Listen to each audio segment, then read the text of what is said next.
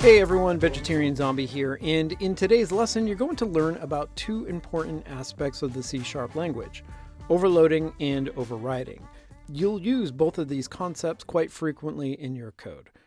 Before we dive in, as mentioned, my name is Vegetarian Zombie. I run this YouTube channel as well as Jesner.com.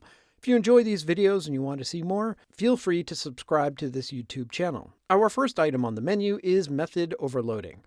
Oftentimes, you'll want methods to have the same name, but you want to add in different parameters. For example, imagine you create an add method that takes in two ints, but also you may want to provide an add method that takes in a group of numbers in an array. You do this by way of overloading. This is very much like having multiple constructors. You can keep the method name the same, but you must have a different method signature. This means your types must be different. This doesn't include the names that you assign to the types. So these two method signatures are the same. Whereas these two method signatures are unique since it's using different types. That's method overloading in a nutshell. Now, what about method overriding?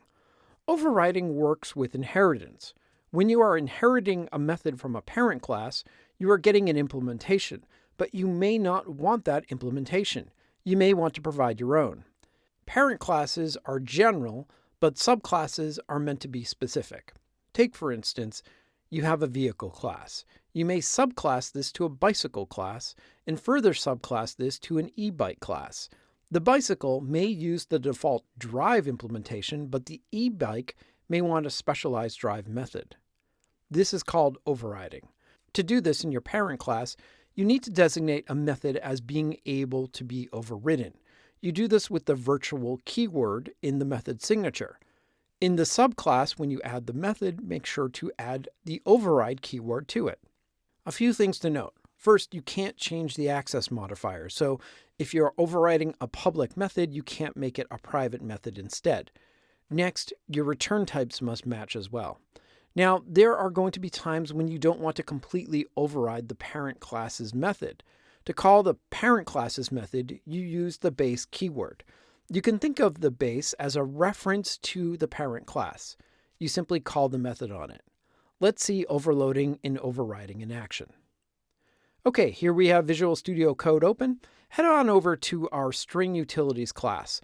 Let's imagine we want to provide an option for the reverse method to uppercase the string. We can simply add the following.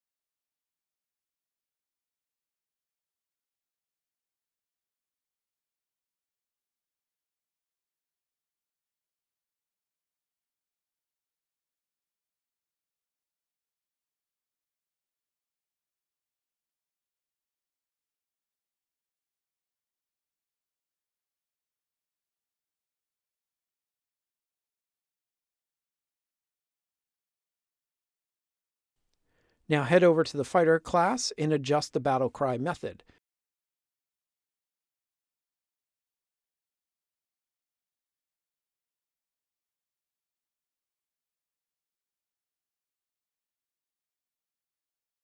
And look at that, you now have options.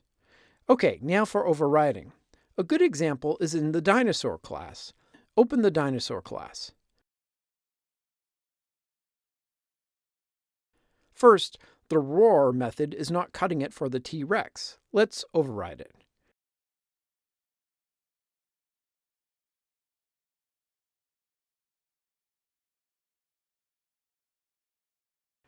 Now in the T-Rex subclass, set the method to be overridden.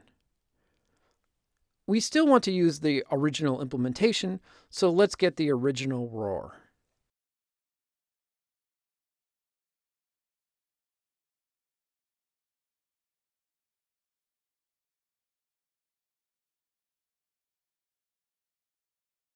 Now let's add some jazz hands.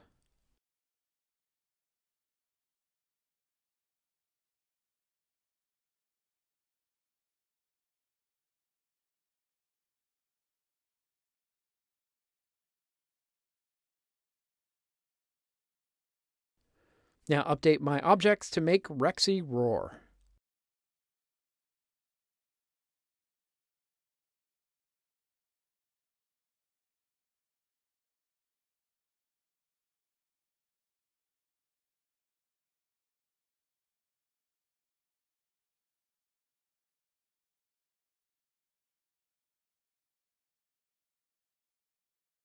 Save, switch back to Unity. Run the game, press the button. Now run away before Rexy gets you. Okay, for the final challenge in this course, I want you to put your overriding skills to the test. In the object class, there is a method called ToString. It allows you to print out the string representation of your object, which is useful for a variety of reasons. Implement ToString on the fighter class. It should print out the fighter's name, their strength, and intelligence. Then use debug.log to print out the berserker in your leader object to the console. Keep in mind, the ToString method is already marked virtual.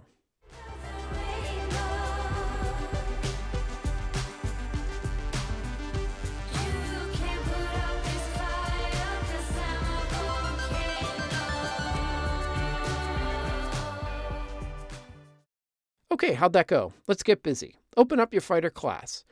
Add the following to the fighter class.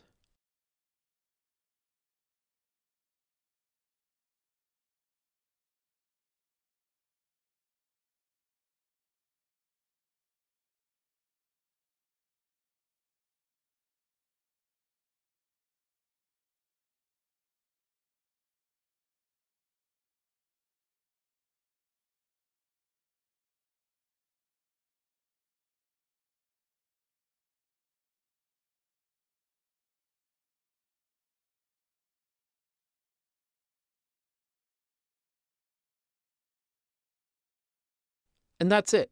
Switch over to My Objects. Add the following to show message.